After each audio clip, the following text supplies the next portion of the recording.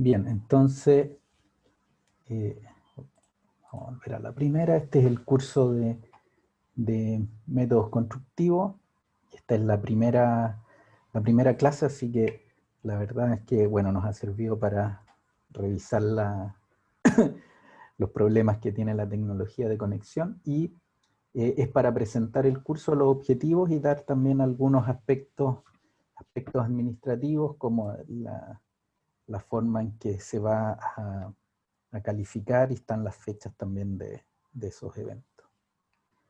Entonces me presento primero. Bueno, mi nombre es William Rack Larco. Soy ingeniero civil de la Universidad de Chile. Actualmente trabajo en la empresa que se llama WSP, que es una consultora internacional. No solo presta servicios de ingeniería, sino que hace, se llama por algo consultora, presta otros servicios de consultoría también relacionados con medio ambiente. Fundamentalmente lo que yo hago es ser jefe de proyectos en proyectos de desarrollo de ingeniería o en el gerenciamiento de proyectos de construcción.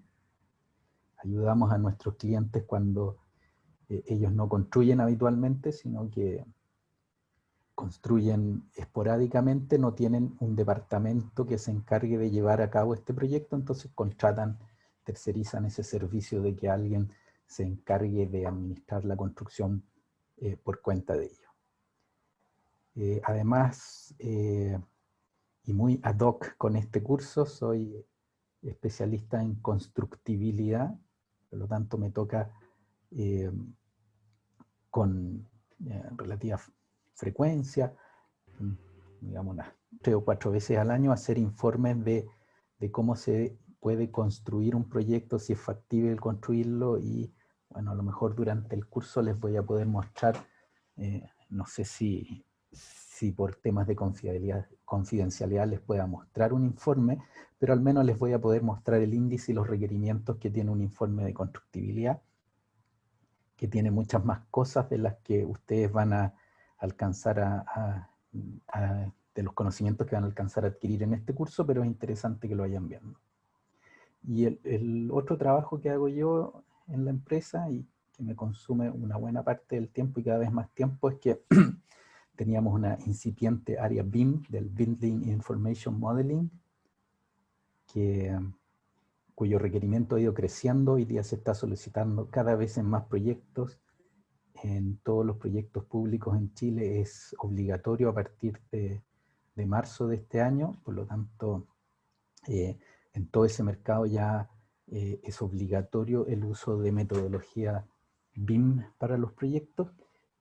Y como les decía, eso ha hecho que un montón de otros mercados también se vayan poniendo al día con esta forma de trabajo, por lo tanto, cada vez tengo más y más requerimientos.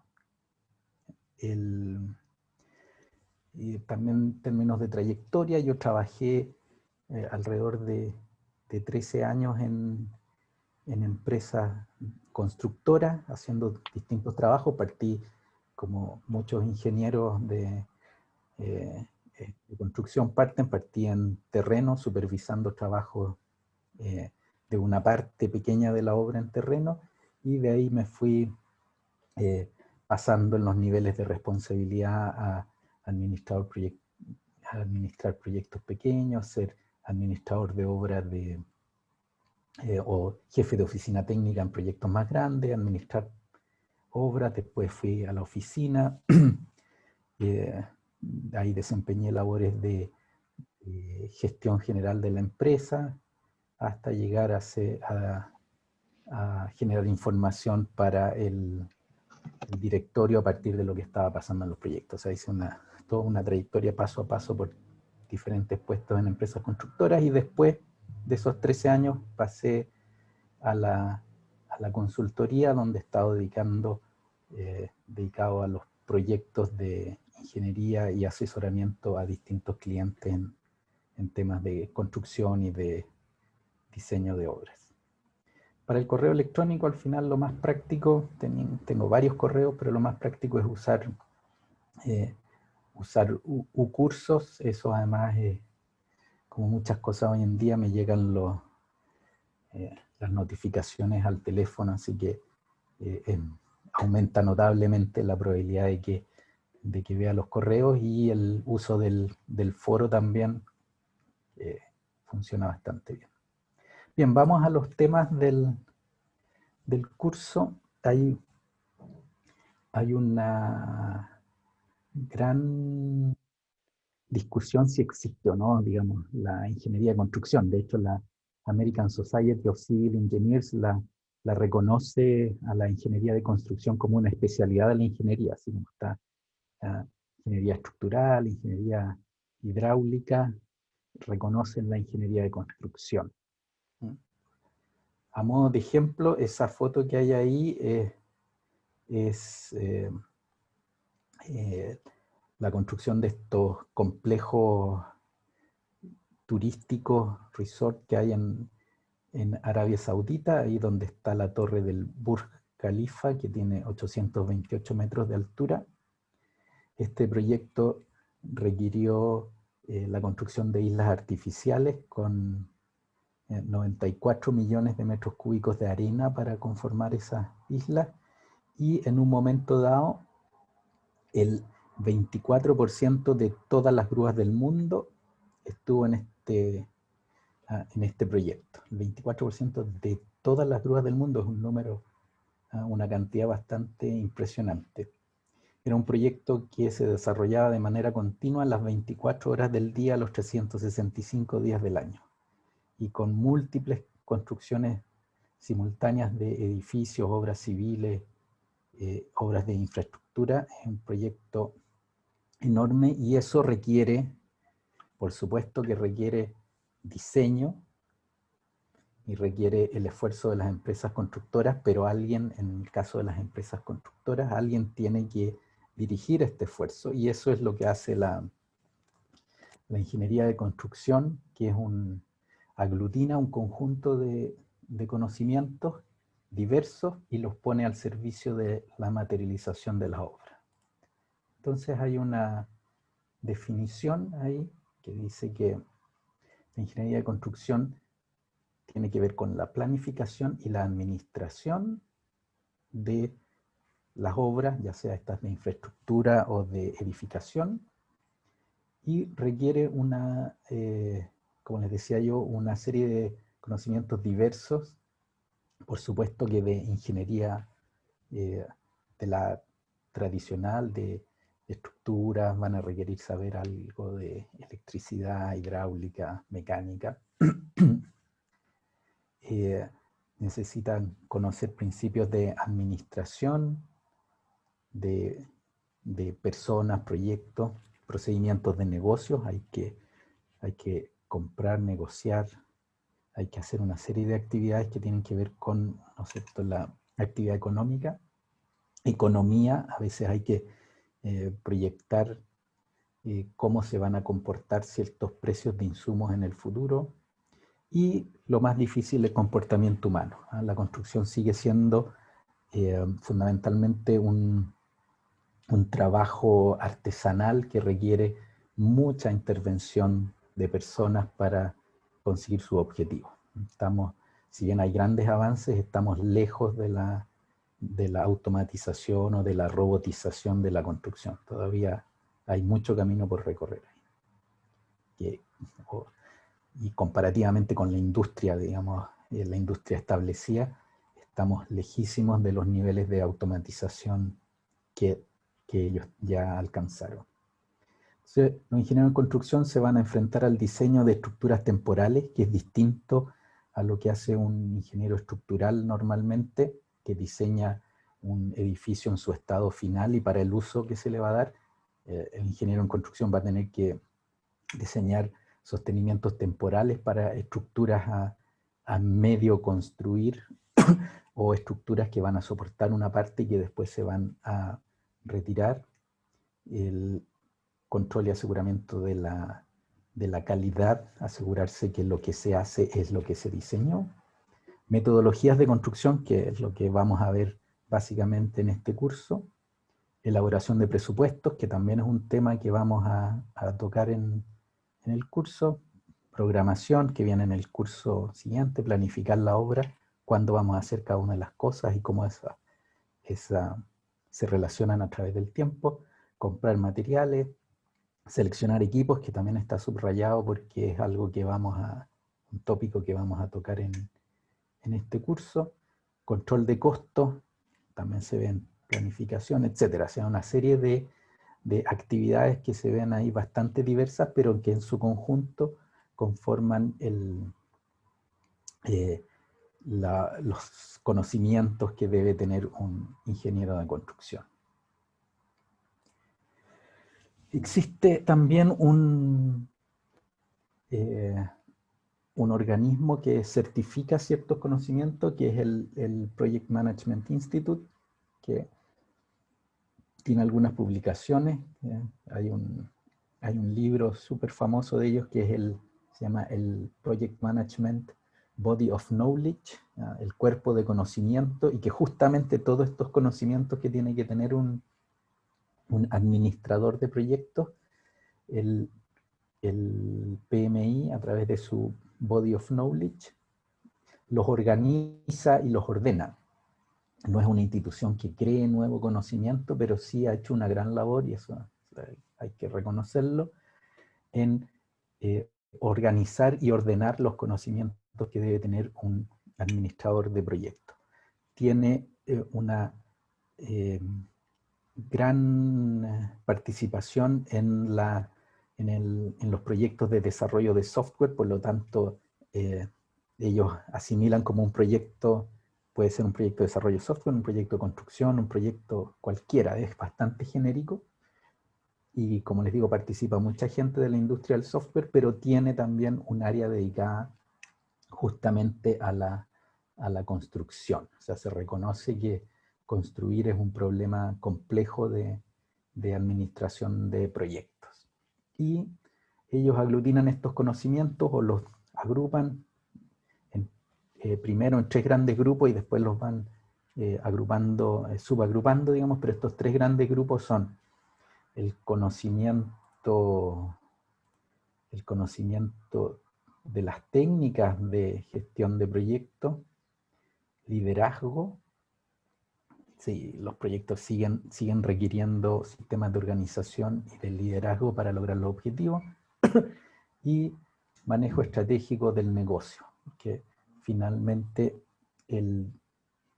uno desarrolla proyectos, hay proyectos personales, pero en general uno desarrolla proyectos dentro de una organización, y esa organización tiene sus objetivos, normalmente, y lo vamos a hablar en el curso, lo más habitual es que sea con fines de lucro, ¿no es cierto?, quiera obtener utilidades por ese servicio.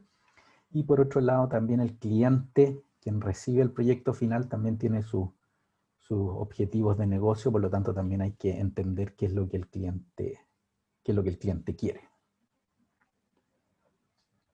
Los objetivos de este curso son entonces que ustedes identifiquen o determinen que la construcción es parte del ciclo de vida de un proyecto de inversión. Vamos a ver cuál es el ciclo de vida de un proyecto.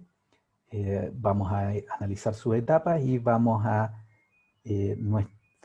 vamos a ubicar cuál es la etapa de construcción dentro de estas etapas, y la etapa de construcción es un consumidor, digamos, de ingeniería de detalle. Nos vamos a poner en la posición en que el proyecto está desarrollado y nosotros tenemos que construirlo, por lo tanto también en algún momento del curso les voy a mostrar documentación de cómo es la ingeniería de detalles de un proyecto para que aprendamos a utilizarla. Y entonces esta ingeniería de detalles la vamos a tomar, que está compuesta por planos, especificaciones técnicas y otros documentos, pero básicamente planos y especificaciones. Vamos a aprovechar y seleccionar maquinarias y a través de los catálogos de los equipos conocer su rendimiento. Vamos a tener que considerar y determinar cantidades de materiales que se requieren para hacer un proyecto, eso es cubicar, y qué tipos de materiales se requieren.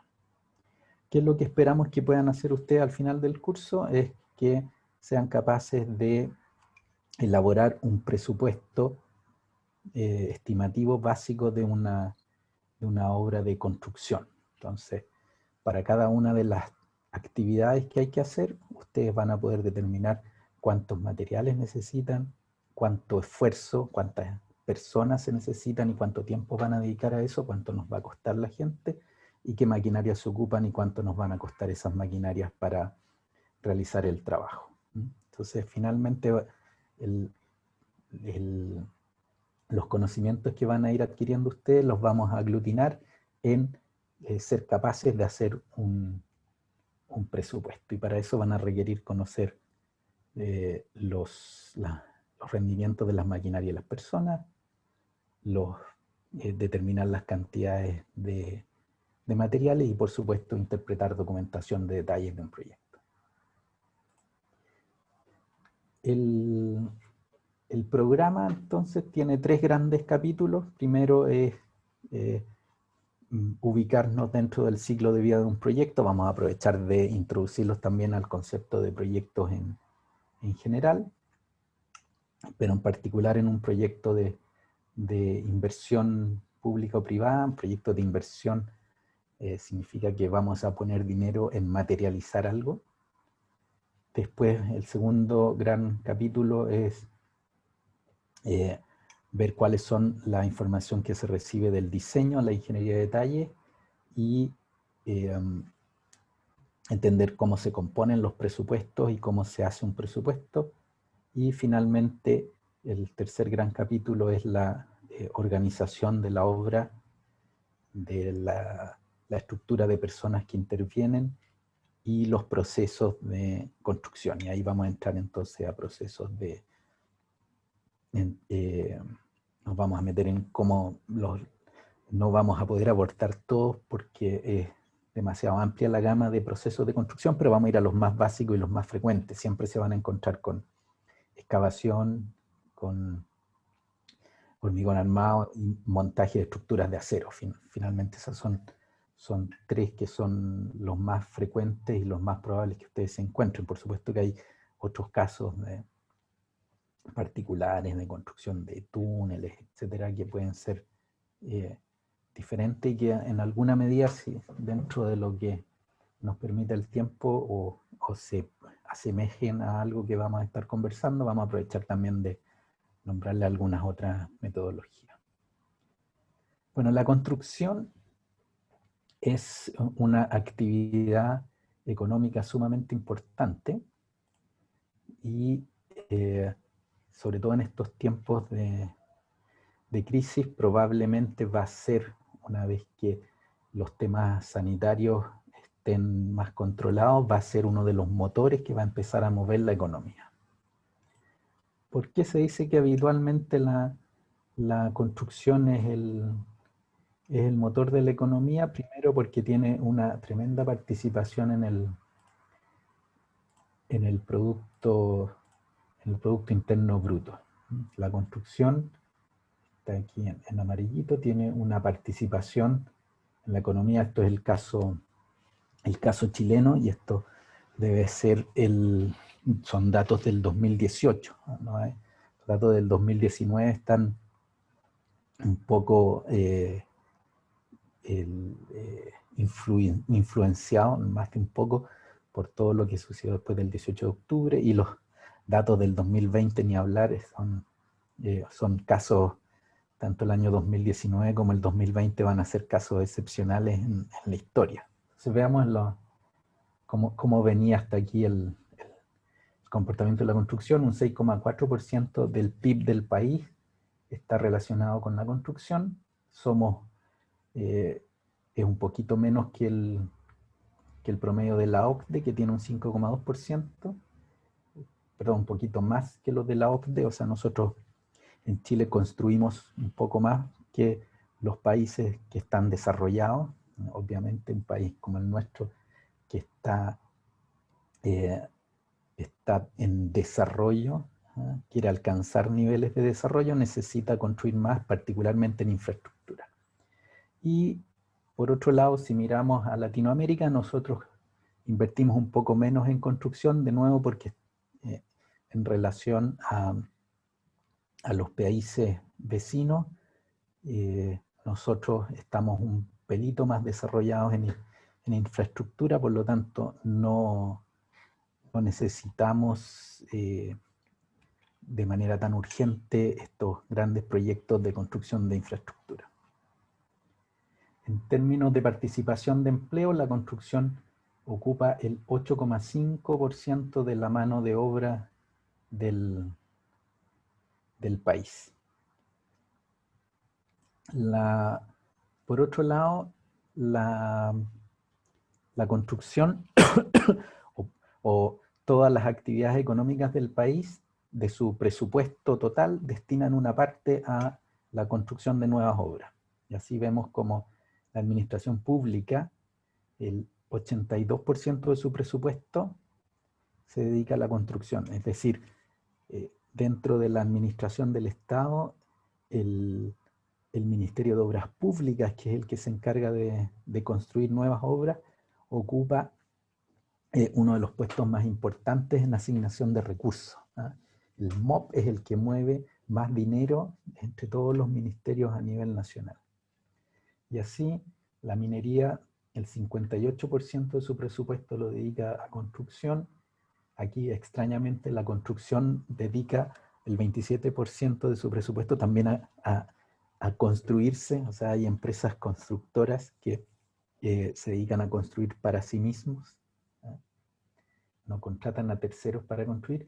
Y por supuesto que hay servicios de vivienda con todas las inmobiliarias y el Ministerio de Vivienda y Urbanismo que dedican todo su presupuesto a la construcción de obras nuevas. La suma de todas estas inversiones en construcción hace que,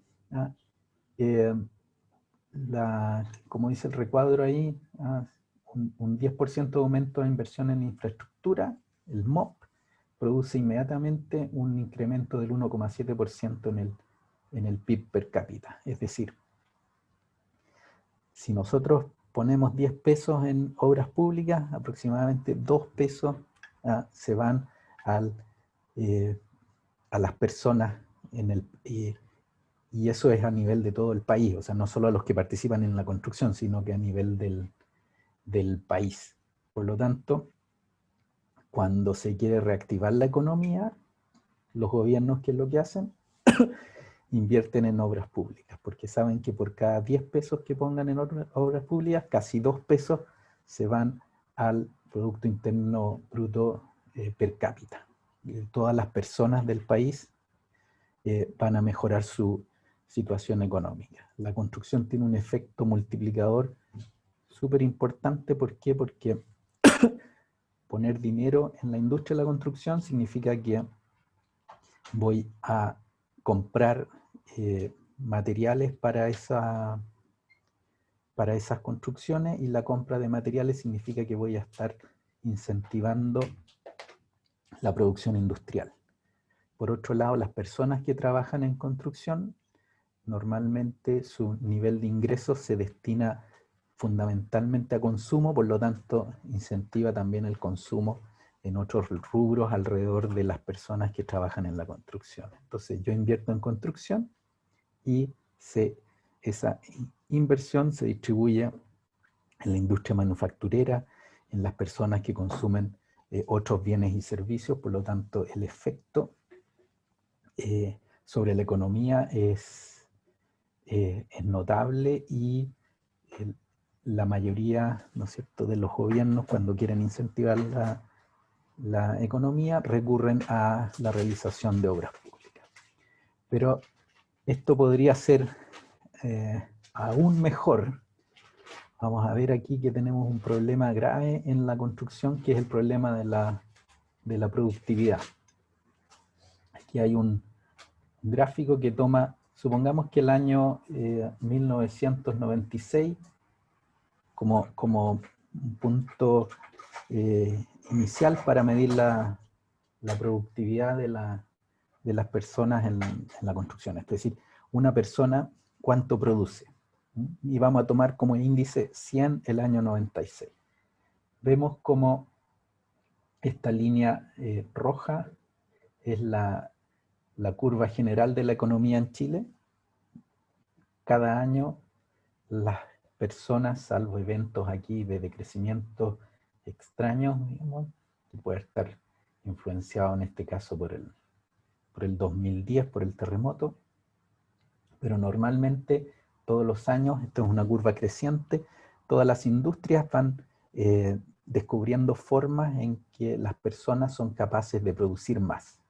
Producimos más con los mismos recursos. Eso es productividad. Tengo una cantidad de recursos dados y esos recursos producen más. Soy capaz de producir más con el mismo esfuerzo, con la misma cantidad de gente. Bueno, podemos ver una curva amarilla aquí, que es la curva de la construcción, cómo ha evolucionado la productividad de la construcción en Estados Unidos. La azul es la evolución de la productividad de la construcción en Chile. Y bueno, pueden ver que más o menos al año 2016 se juntan y están por debajo del 100. Es decir, en 20 años se está produciendo por persona en la construcción un poquito menos, ni siquiera se está produciendo más de lo que se producía en 1996. Se produce menos, o sea, la construcción se ha ido poniendo cada vez menos eficiente y la curva verde, en particular en la Unión Europea, se está volviendo cada vez menos eficiente la construcción. Y de hecho los europeos son los que están haciendo grandes esfuerzos en la mejora de la productividad, y esta curva no tengo actualizaciones, pero es muy probable que esté repuntando drásticamente. En particular en Inglaterra se han hecho grandes esfuerzos con la mejora de la administración o de la gestión de proyectos de construcción y con la implantación de nuevas tecnologías como el Building Information Modeling, cuestión que también queremos replicar acá en Chile. Entonces, estamos igual que hace 20, o en este caso ya hace 24, prácticamente hace 25 años atrás. La construcción sigue produciendo lo mismo mientras otras industrias van cada vez mejorando la productividad de sus procesos.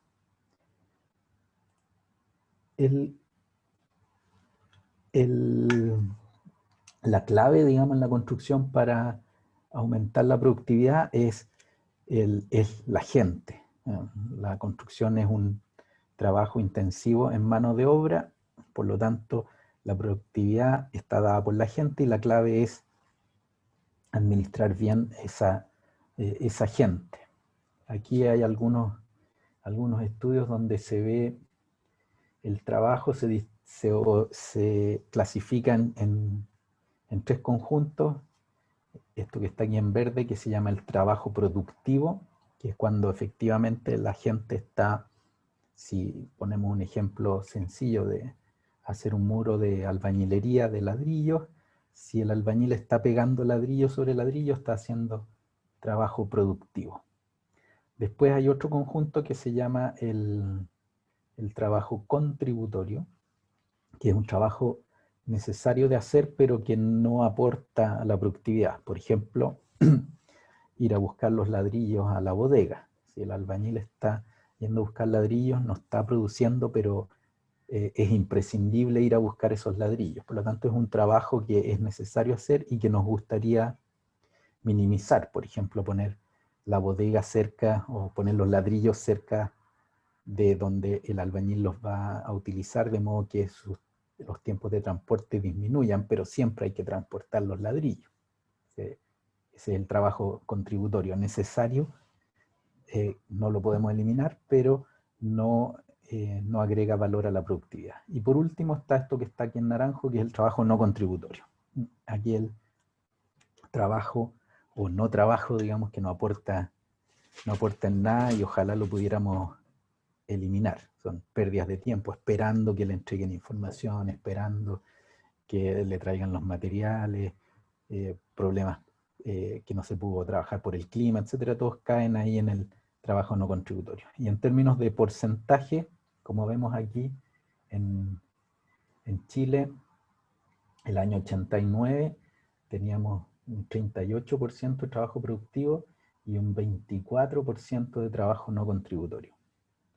A través de distintas iniciativas, en particular a través de la Cámara Chilena de la Construcción, el año 2001 se había conseguido traspasar una parte importante al trabajo productivo, haciéndolo crecer hasta el 54% del tiempo, reduciendo el trabajo contributorio y reduciendo aún más todavía el no contributorio. Aún así, en términos globales, sí, vemos que el trabajo productivo aumentó un 42%, pero todavía estamos lejos de los valores, como vemos aquí, de Estados Unidos, que es bastante eficiente en el uso de la mano de obra. En términos de uso, son mejores que nosotros. En términos de productividad, ellos han tenido el mismo mal que tenemos nosotros de no haber mejorado la productividad. Tienen una productividad mejor, pero esa productividad no ha mejorado a través de los años. Entonces es un desafío común que tenemos en todos los países, con diferentes niveles de productividad, pero el crecimiento de la productividad en construcción ha sido nulo o incluso ha sido de crecimiento en los últimos 20 años. Hay sí un momento clave en la construcción que está dado más o menos, se produce el año 1995 y que viene por la observación de la industria manufacturera de autos, digamos, la fabricación de autos. Y viene fundamentalmente de las ideas de Toyota, de Ono y Shingo, un par de ingenieros de Toyota que desarrollaron una metodología de producción. Y fue una metodología desarrollada vía prueba y error y que funcionó muy bien en la industria y que estableció la manera de hacer la manufactura industrial moderna. Viene de las técnicas que aplicaron Ono y Shingo en Toyota en los años 60. Bueno, esas son técnicas que funcionaron muy bien para aumentar la productividad en la industria. Y por ahí por el año 95, como les decía, aparece un investigador, Lauri Koskela, que empieza a tratar de traspasar estas metodologías y conceptos un poco desorganizados, pero que funcionaban en la industria, los empieza a traspasar a la construcción y él se da cuenta de algo que hoy día, y a ustedes les va a parecer evidente, pero que en ese momento, en 1995, no era tan evidente, y es que la industria de la construcción no es ni artesanal ni es industrial. Es otra cosa, y él dice, la industria de la construcción es la industria de la construcción. Lo identifica como una tercera forma de producir. No podemos traspasar lo que funciona en la industria establecida, no podemos traspasarlo inmediatamente a la construcción, por más que la tratemos de estandarizar e industrializar. Eso consigue ciertos aumentos de productividad, pero no los mismos que conseguimos en una industria establecida. Y por supuesto que ya la construcción dejó de ser una industria artesanal donde un artesano construye un solo producto. Aquí hay conjuntos de personas, hay fábricas, hay elementos prefabricados, hay maquinarias. Es una nueva forma de producción, y el reconocerlo así simplemente hace pensar que la importación de herramientas que funcionan en otros métodos de producción, en otras metodologías, funcionan en la industria, funcionan en la artesanía, no necesariamente funcionan en la construcción. Hay que analizarlas un poco, y eso es lo que plantea Lauri Koskela. De ahí aparecen dos profesores norteamericanos, ahí esas fotos son bastante jóvenes. Yo tuve la oportunidad de estar con Glenn Ballard, el que está ahí de lente. Glenn Ballard y Gregory Howell en Estados Unidos crean un instituto que se llama el Lean Construction Institute, que lo que busca es analizar las técnicas de Ono y Shingo en Toyota y traspasarlas a la construcción. Y tienen mucho éxito. Tanto así que en Inglaterra, que también están viendo, y en el caso europeo, más con mayor caída de la productividad en la construcción, ¿cierto? Cada vez producían menos. Si John Egan en Inglaterra le encargan pensar por qué la construcción está teniendo este comportamiento tan ineficiente o tan decreciente en términos de productividad, y él propone adoptar los principios de Koskela, Ballard y Howell de construcción tipo Toyota y transferirlas a la construcción, y crea este informe que se llama el Rethinking Construction, repensando la construcción, y empiezan a partir de ese momento. El Rethinking Construction debe ser alrededor del año 2001, 2000, empieza a producirse mejoras en la productividad de la construcción en el Reino Unido, y a partir de ahora, digamos, puede ser desde el año 2010 en adelante, se empieza a implementar también el uso extensivo de tecnologías, entre ellas el Building Information Modeling, que produce un segundo aumento de la productividad. Pero viene todo esto basado en las ideas originales de Ballard, Howell y Koskela. O, si vamos un poco más atrás, en los años 60, en Ono y Shingo, aplicadas a la producción industrial. Así que estamos en un momento interesante, al menos la construcción se reconoce como una forma de producción en sí misma, y ya la American Society of Civil Engineers reconoce la ingeniería de construcción como una especialidad de ingeniería, así como les decía, como la estructural, la hidráulica, la eléctrica, existe la ingeniería de construcción. Hay que saber cómo transformar el diseño en materializarlo. Y eso requiere un conjunto de conocimientos bien diversos. Bueno, además la construcción, y este es el segundo elemento de optimización, no es durante la construcción misma, sino que es lo que se conoce y no ha sido demostrado aún, pero intuitivamente todo el mundo cree que es cierto, es el gráfico de McLeamy. ¿Qué es lo que dice? Aquí tenemos en la horizontal las distintas etapas de un proyecto, desde el prediseño, el diseño, hasta pasando a la construcción. Entonces, tenemos todas las etapas previas y que culminan con la etapa de construcción. Y dice, mira, aquí tenemos una curva que está roja. Supongamos que la curva, el eje vertical es el costo. Entonces tenemos esta curva roja que dice que el costo de los cambios, si usted quiere cambiar algo por aquí, inicialmente en el proyecto, el costo de cambiarlo es muy bajo. Fundamentalmente en las etapas previas estamos hablando de documentación. Yo tengo una idea y la transformo en un proyecto de construcción, y si quiero hacer algún cambio, los primeros cambios significan solamente cambiar papeles con un costo insignificante, pero en la medida en que me voy metiendo en la etapa de construcción, las decisiones que tomo y los cambios que hago aquí, cuando ya tengo la gente en terreno, las maquinarias trabajando, hacerle un cambio al proyecto es muchísimo más caro. Y esto es, como les decía yo, bastante intuitivo, y eso sí que no requiere demostración. La segunda curva es el impacto que tienen estos cambios en beneficio del proyecto. Si las decisiones tempranas puedo mejorar mucho el proyecto.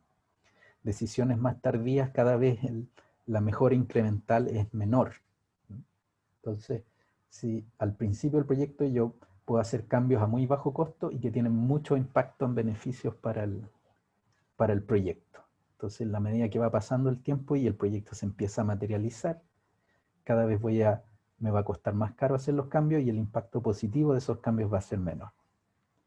Y las curvas de inversión de esfuerzo son, como están graficadas aquí, la curva típica se concentra hacia el lado derecho, que los grandes esfuerzos se van haciendo en las etapas de preconstrucción, esfuerzos de diseño, digamos. Los grandes esfuerzos de diseño se hacen aquí en las etapas de preconstrucción.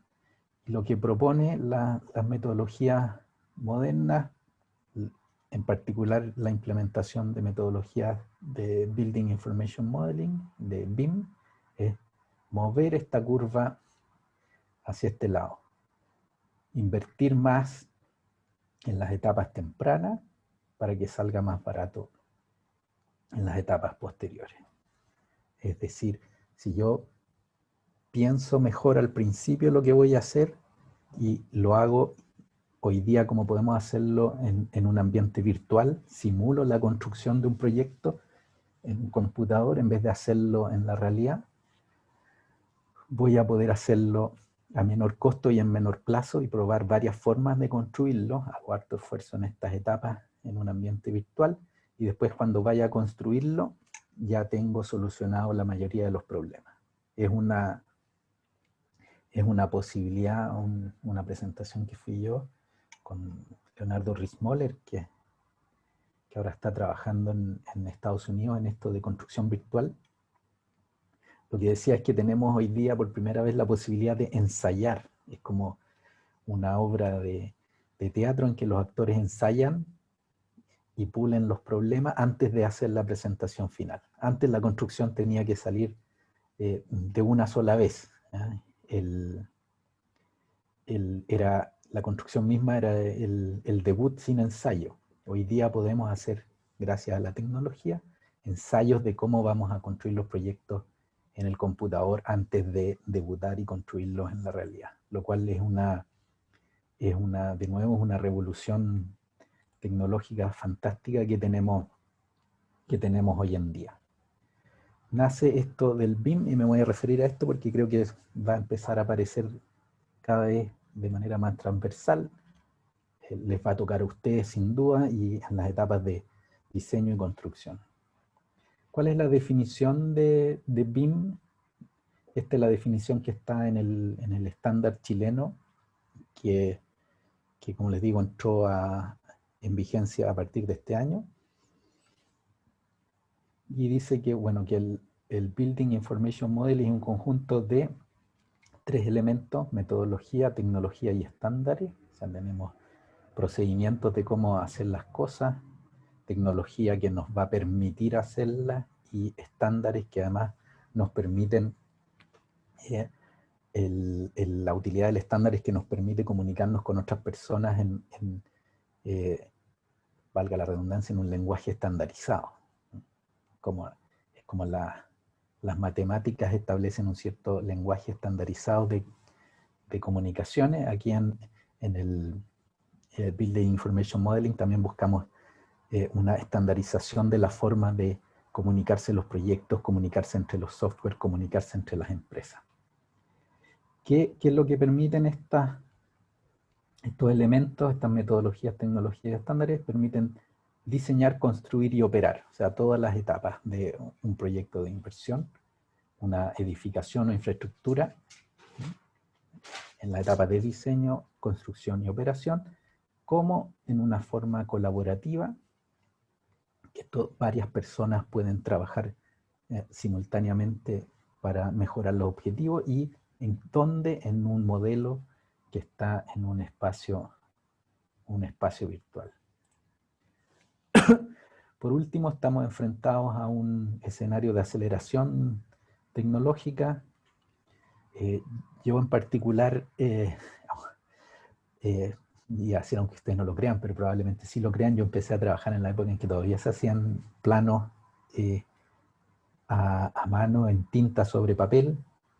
estaba empezando el CAD, después hoy día nadie duda que hay que hacer los planos y los diseños en CAD, pero hoy día ya estamos con diseños paramétricos en BIM, estamos con modelos mediante algoritmos. Nosotros en la empresa ya estamos desarrollando programas que hacen, que producen los diseños, y vamos a la interoperabilidad y vamos rápidamente al Internet de las cosas, los robots. Esta curva se va acelerando cada vez más. De hecho, esta semana nosotros ya vamos a estar haciendo experimentos con realidad virtual y realidad aumentada en proyectos de construcción. Tenemos, y aquí tengo algunas fotos de tecnologías que están entrando, el escáner láser tridimensional. Hoy día no solo es habitual, sino que además está siendo barato. Es muy fácil contratarlo y es de un costo súper razonable, incluso menor a veces que tener que ir a terreno y medir cosas con wincha y anotar en un papel. Con un escáner láser se consigue una eficiencia mucho mayor con un costo súper razonable. Las máquinas robot, aquí está la cabina de un bulldozer, que se le puede poner un modelo digital del terreno y al avanzar la máquina va con una GPS, va automáticamente moviendo la pala para que se alcancen los niveles de proyecto, sin tener que hacer planos, sin tener que una intervención del operador de la máquina. El operador va solamente para hacerla avanzar y la pala se mueve de manera robotizada. Después aquí ya se han desarrollado algunas impresoras en 3D que imprimen con hormigón.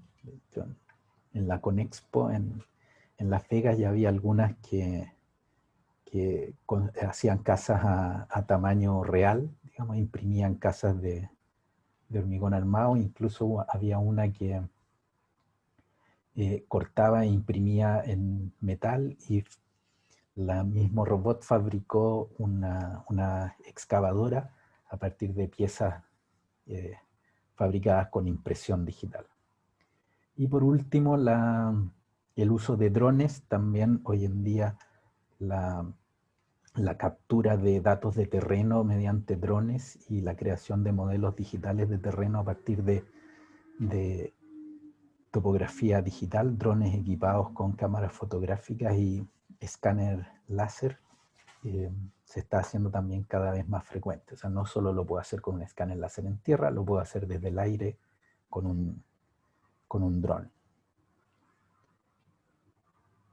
Bien, entonces estamos en esa es la situación, y para aterrizarnos un poquito, lo que nosotros pretendemos, como les decía, era aprender a ubicarnos dentro de las etapas del proyecto, y finalmente vamos a querer hacer un presupuesto sencillo, pero seleccionando maquinaria, rendimiento y metodología. Los aspectos administrativos del curso son entonces 2 controles.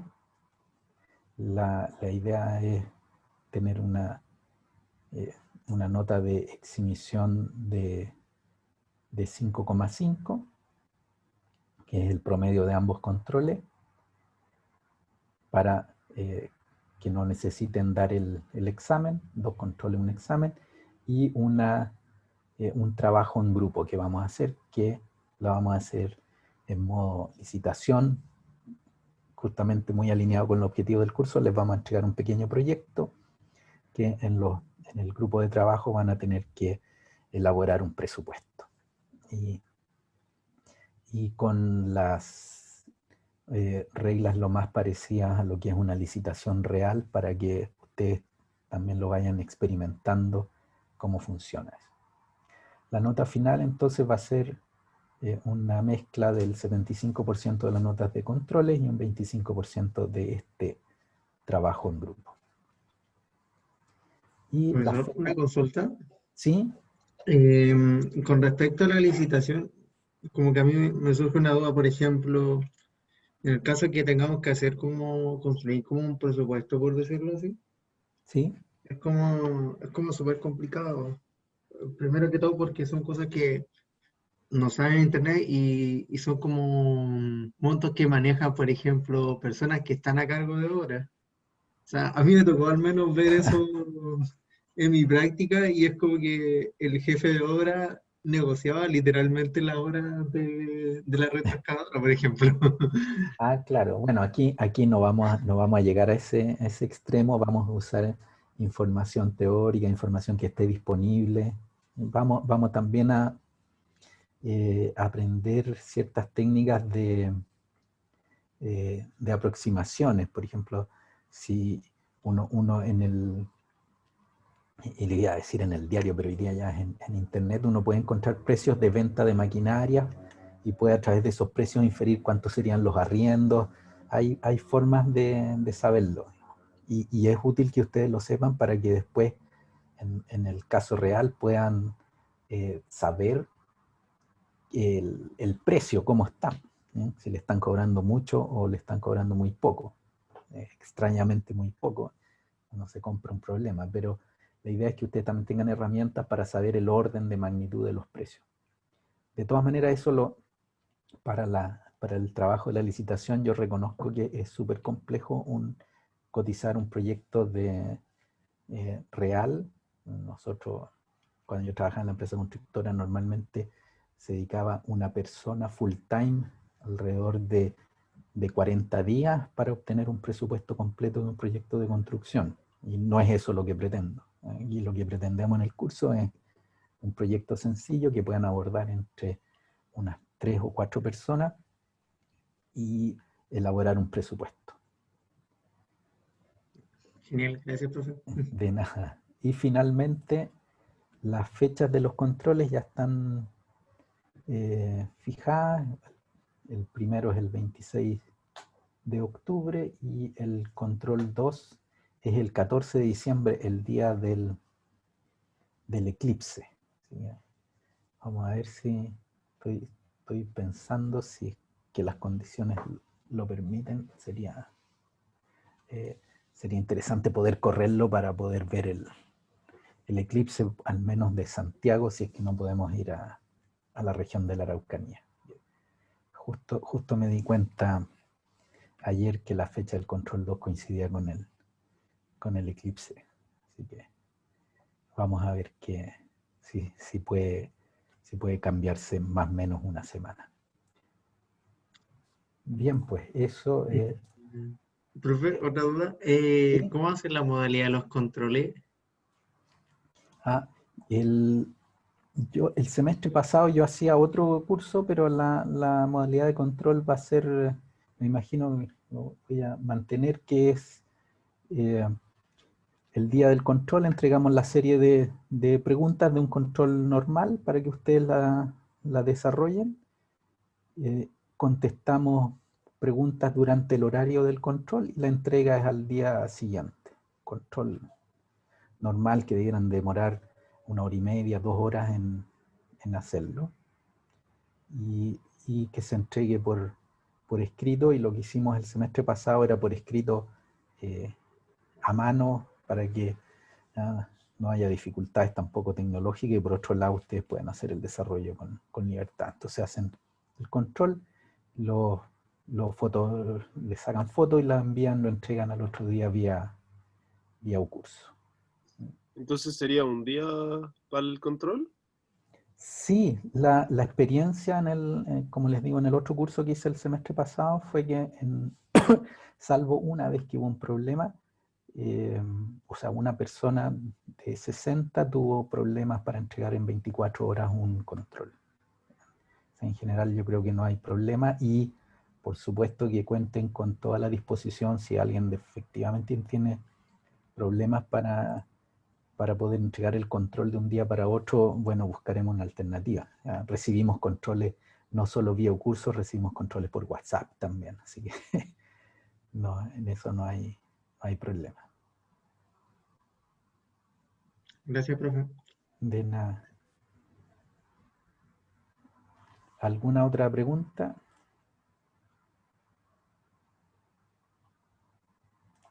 ¿No? Bien, pues, quedamos hasta aquí por hoy y nos vemos ya entrando en materia el día jueves y espero que con menos problemas para compartir la pantalla. Ya pues, hasta luego, muchas gracias.